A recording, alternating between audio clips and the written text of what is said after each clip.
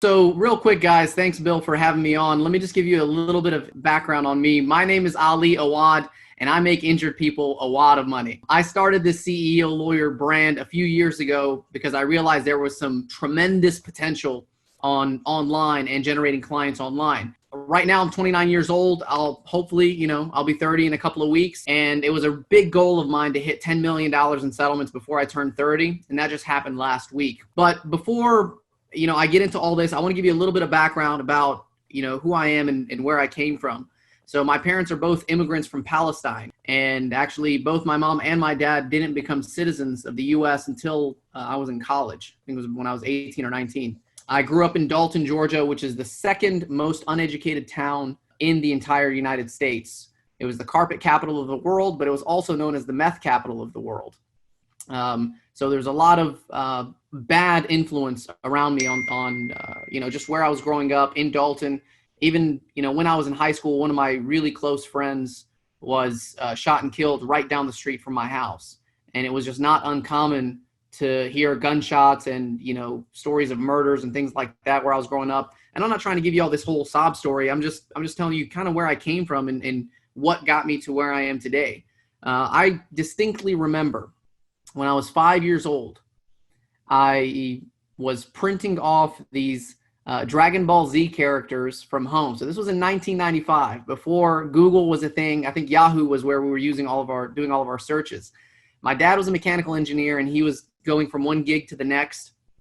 He couldn't really hold a steady job because he didn't have citizenship, and a lot of employers didn't want to sponsor him as an employee. So he got this gig as a mechanical engineer. He did graduate from Georgia Tech in the early 80s. And so he had a color printer at home. And I knew that all my friends would go crazy about these Dragon Ball Z pictures because this was nothing that you've ever seen before. And I remember printing off these Dragon Ball Z characters and just typing online Dragon Ball Z, and you'd get something like 7 searches for these characters because the internet was just so new. I was 5 years old, and I would print off these pictures, black and white. I'd sell them for $1, color I'd sell them for $2. If you want a deal, 3 color for $5 all day, baby.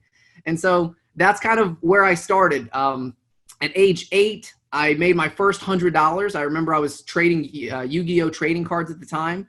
I had these 5 trading cards that were super cool. They were holographics, and if you collect all 5, it would make this Exodia character.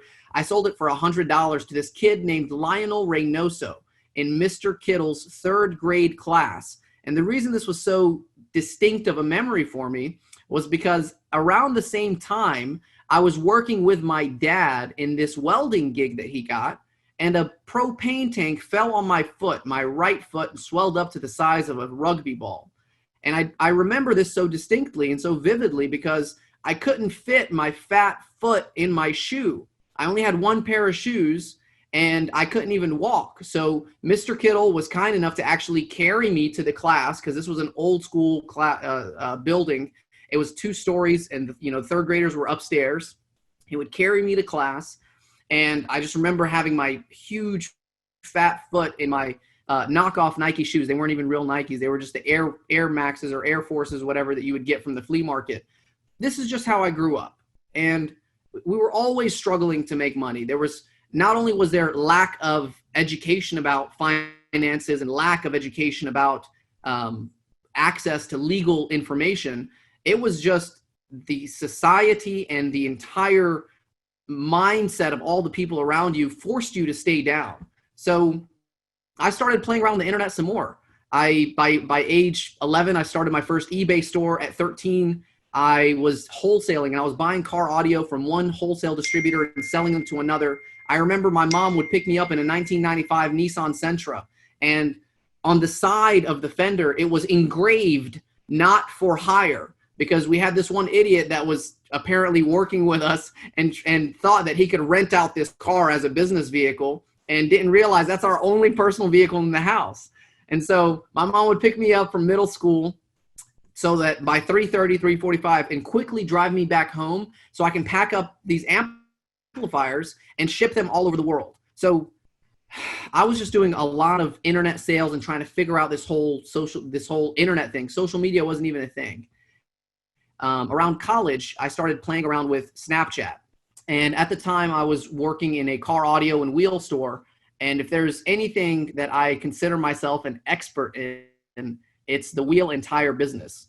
You can name every single vehicle, any vehicle in existence in the United States of America, and I will tell you from memory how many millimeters each bolt is on the wheel that holds the wheel in place, how many millimeters the spacing is from the center of the wheel to where the hub is, what's the maximum tire size that you could fit on that vehicle.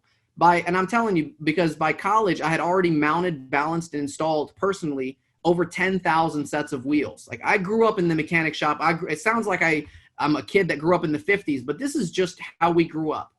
So when I finally found an opportunity to make a brand and make a name for myself and not have to work with my hands, but work with my mind, I knew that this was an unbelievable amount.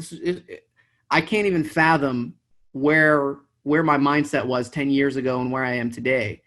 And not that I consider myself to have made it by any means. It's not that at all. It's just when you sit down and think of how much opportunity you have here, and if any of you guys have family that live in third world countries, because I still have a lot of family that live overseas, they're smarter than me, they're faster than me, they're better than me, they're much better looking than me, but the only thing that they don't have is opportunity. And what we have here is a tremendous amount of opportunity. And so today, I'm generating somewhere between 50 to 100 cases every single month. We do consecutive 6 and 7 figure months in revenue, and almost all of my cases are coming from social media. I have courses where I train lawyers and teach them how I do this social media, but for today's topic, I actually just wanted to discuss 10 of the most common mistakes that I see lawyers making. And there's tons of videos. I've done over 1,000 videos. I own a media company, so we're able to, do these graphics and things like that. And I have a specific training that teaches you why my videos are done a certain way and how you can figure out and capitalize on the amount of exposure that you get. So that's a good video right there. Can you record in public? And just kind of give you an idea of where, how I think about social media. So that one has 181,000 views. Not all of my videos are going to be, viral like this, but you have to understand when opportunity strikes, and you have to strike while the iron is hot.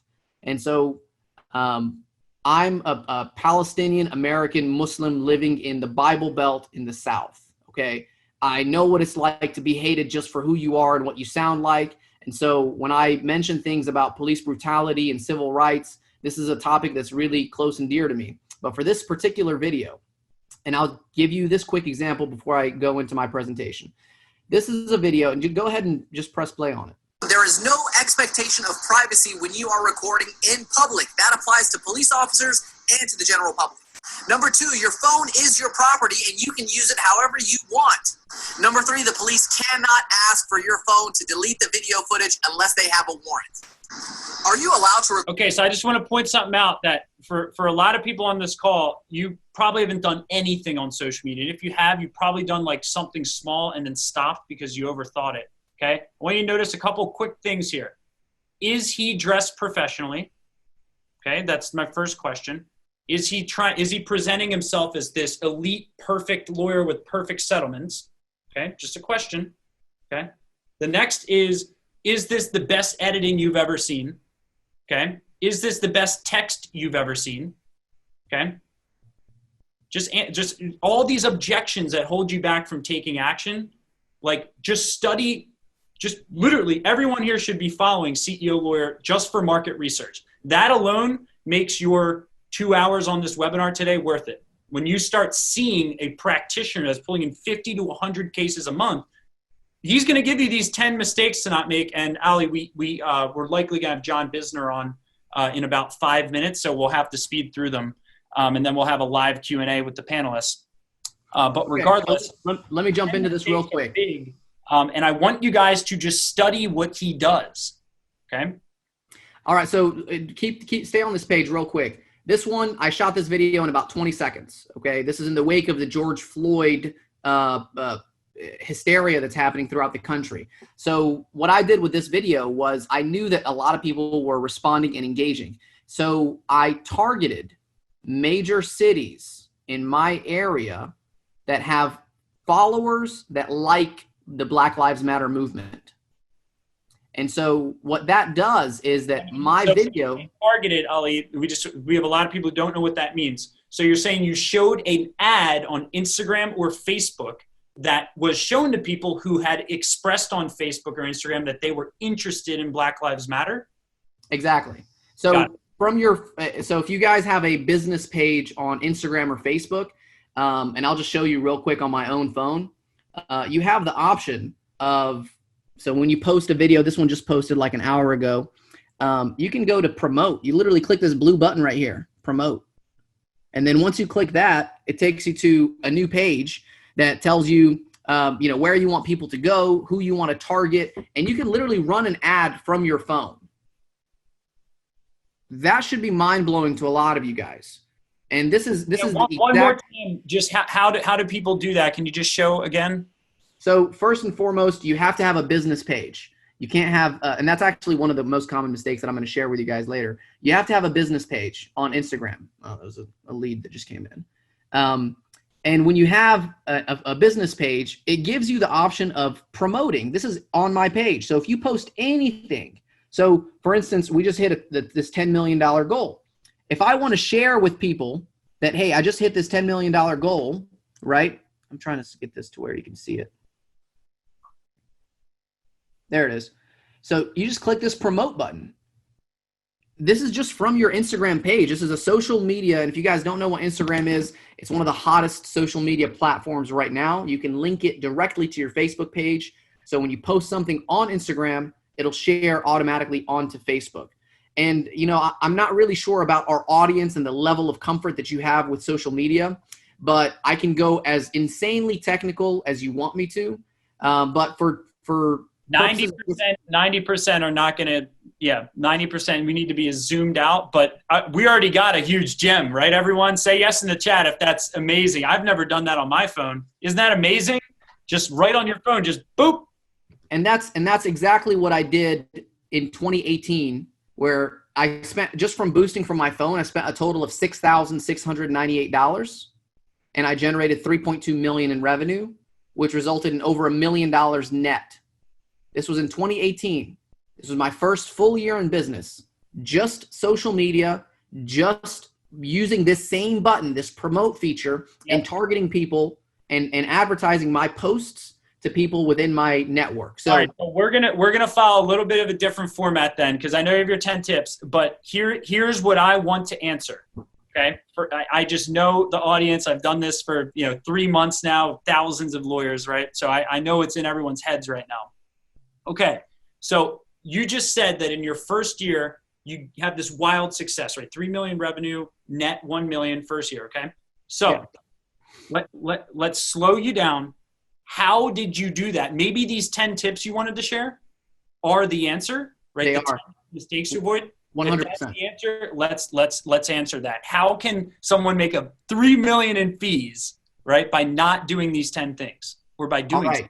This is the part where you want to take down notes. I'm going to try to do these slowly so that you can, pay attention to them. This isn't information that I broadcast to the public. This isn't the stuff that I post on social media for my, prospective clients to see. This is exclusively for lawyers that want to figure out how to break free from where they are right now and get into that 6, 7, or 8-figure number that they know they can get to.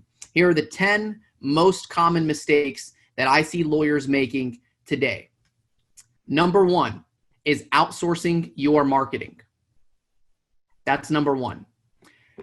I'm sure you guys have all heard the quote, "He who controls your paycheck controls your life." Well, in business, he who controls your leads controls your life. You have to create and generate your own leads. And you do that by showing people what you know and hear on social media. If you don't like being on video, then just write. I've closed millions of dollars of clients just by text message. They've never seen me. And 99% of my clients don't even come to my office. It's all digital. So if you don't want to do a video, just post. Say, hey, well, today, here's what I did. I settled this case for $25,000. And here's how we got to that point. The client was very disappointed. They had this other lawyer that didn't know what he was doing. I got the case. I built it up for them, got the settlement, and put them back on track with their life. And it's such an amazing opportunity to be able to do this as a living. If you guys ever need a lawyer, please reach out to me. I'll give you free legal advice and a free consultation. Number one is outsourcing your marketing. I think most of the people on this call aren't running, 8 or 9 figure companies. So you probably can't afford to hire someone full-time just to do marketing. So because of that, number 2 is very closely related to this, which is categorizing your intake department as a low income skill. To this day, I still am the first person that gets a call when there is a new client. I have a receptionist service, and if you guys want any of this information in detail, I'm more than happy to dive into more detail. But I have a receptionist service that calls us, that we use that when a client calls, hey, for new clients, press 1, existing clients, press 2, for all other calls, press 3. 3 goes to my receptionist service. We don't take that call. 2 goes to my team. They can handle it if it's an existing client. 1, who's the first person who gets that call? Me. Because no one is going to know how to sell your services better than you. You know your business better than everyone else. So don't hire an $8, $9, $10 an employee to field calls for intakes. That's the biggest mistake that I see. Your intake is the lifeblood of your organization. You need to take those calls. And if you're not busy enough, if you're not busy enough to where you're not getting clients every single day and your phone isn't just ringing off the hook all the time, then I better not catch you saying, oh, well, after 5 p.m., I don't take those calls. Because guess what? Somebody like me is going to come eat your lunch. That's what's going to happen. Number 3, paying too much for a website, office, business cards, etc. Social media is free. And I know tons of friends that have become millionaires just from social media. In 2018, I didn't have a website, still made $3.2 million. I didn't have an office space, still made $3.2 million. I didn't have an intake department. It was all me, still did it. 1 paralegal, not a full staff, 1 paralegal for most of the year, still did it. So you don't need a fancy office and equipment and website and all that. That's all just fluff. So this goes into, and I'm going to skip one real quick because this is directly tied into another huge mistake, is only listening to lawyers. Number 4, huge mistake, is only listening to other lawyers. I'm not part of a bunch of lawyer groups. I don't even think I'm part of any lawyer groups because I don't really care what other lawyers think. I'm part of a lot of entrepreneur groups and marketing groups because those people are figuring out new and exciting ways to generate business. If you haven't heard of the concept of barrier to entry, the barrier to entry for our business is you need to go to college for 4 years, you need to go to law school for 3 years, you need to be smart enough to sit for the bar exam and pass the MPRE and pass the ethics exam, right? About 8 years, and then a year or 2 for working with someone and learning the business, almost a decade. What's the barrier to entry to becoming a real estate agent? It's like a weekend course. I did it in 2016 because I was just trying to figure out ways to make extra money. It's a weekend course. It's so simple. So those people have so much more difficulty trying to get in front of their prospective clients. So those people are trying new and exciting ways to generate business. Those are the people you need to be learning from because I guarantee you the strategies they're employing are nowhere near the same strategies that attorneys are using. And I'm going to say this right now. This video is being shot June 16th, 2020. Right now, Instagram, Facebook, they're not that well respected for attorneys, and TikTok is a disgrace. If you're on TikTok, then they think you're a disgrace. I'm calling it. In 5 years, Instagram and Facebook are going to be equivalent to your website. And if you're not building that brand recognition right now, you're going to lose out on all that business. Number 5, making your Instagram page private. If I come to your Instagram page and I can't see your posts and I can't see what you're doing, you are inviting me to go somewhere else. On top of that, you don't get all of the business analytics and you don't have the ability to promote your post. So when you have a post that resonates well with a lot of people, you want to spend some money on it. So you promote, you attach your credit card, You target people within a 5-mile radius of where your office is located and just break a couple eggs to make an omelet, man. That's all it is. Number 6, not testing enough. Okay, I have thousands of videos on social media, thousands. Let's think about this from a business perspective or even a medical perspective.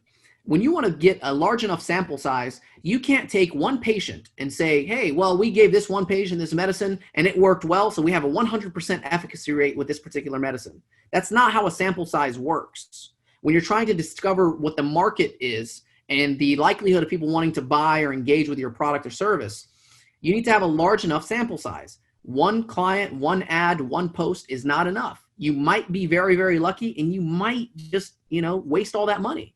But if you do it 100 times or 1,000 times, now you have a large enough sample size to determine whether the investment that you're making in this particular media is worth your time. So try more, put out more videos, put out more articles, put out more pieces of content. You will eventually stumble upon a piece that works so well. And when you find that piece, like my video about police brutality and whether you can record police officers, I threw $5,000 into it over the weekend. And because of where I am right now, I don't really care about seeing a direct result from that 5,000 because I got a lot more followers and I got a lot more engagement. And now I've got your awareness. Okay. Number 6 or 7. Number 7. Not letting your friends or family know what you do. A lot of you have a couple hundred friends or a couple thousand friends on Facebook. And number 6, thank you. Number 6, not letting your friends and family know what you do. If your friend or family member needs your services and they don't hire you, then you have failed. Why on earth are you trying so hard to get business from strangers if your own friends and family don't want to hire you? And here's a quick tip. Here's how you start by letting your friends and family know. Because I'm sure a lot of you guys are like, hey, I don't want to come off of this big advertising guy or this, stuffy lawyer. I don't want people to feel like I'm, in their face trying to sell my services. Here's how you do it. You create a video, shoot it from your phone, and post it on your Facebook. This video needs to give insight as to, let's say, the 3 most commonly asked questions in your practice. For me, how much is your case worth? Number 1, how much is my case worth? Number 2, how much do I have to pay for a lawyer? Number 3, can I see a doctor even if I don't have the money to pay for it? So I answer those questions all the time in so many different variations. I've answered those questions over 100 times on video. The point is that you want to give free legal advice and free information. And then when you post it on your Facebook page, here's what you do. You tell your friends, hey guys, I'd really like your constructive criticism on this. This is the first video that I've created and I want to give more, free information to the public. Can you give me some feedback and tell me what I can do better in this video? I promise you're going to get engagement. I promise you will, because everyone wants to criticize. Number 8. Number 8 is thinking that social media is just for kids. Here's a way to rewire your thinking. Kids become teens. Teens become adults, and adults become consumers. If you want to play the long game, you need to invest in social media branding and marketing. Number 9, my numbers are all screwed up here, but I know there's 10 of them here. Number 9, focusing solely on the practice of law and not the business of law. You can be the best lawyer in the world, but if no one knows who you are, then you are not the best lawyer. You have to let people know who you are. And you do that in the cheapest, easiest way is by just posting content on Instagram, Facebook, TikTok, wherever you're available, you just post it online. It's free.